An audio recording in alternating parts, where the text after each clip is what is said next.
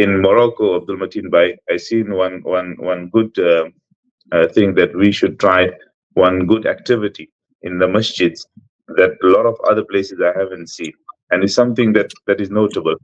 That after Isha Salah every single day, and this is in every masjid throughout Morocco, every single Yes. day, 5 to 10 or 15 brothers would sit down.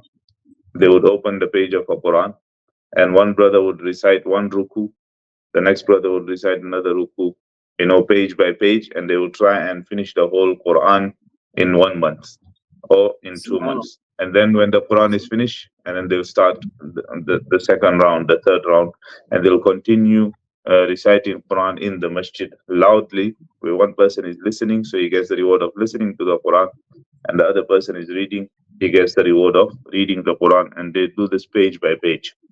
I haven't seen this Mashallah. in any other country, which is we should try and implement.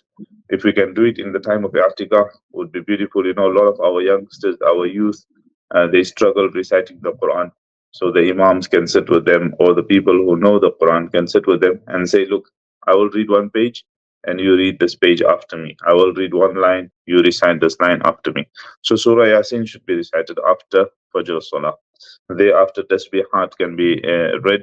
A lot of wadaif, you can ask your shuyukh. A lot of people have their own wadifas where they recite the first kalima 100 times, or the third kalima 100 times, durood and salawat 100 times, and istighfar 100 times.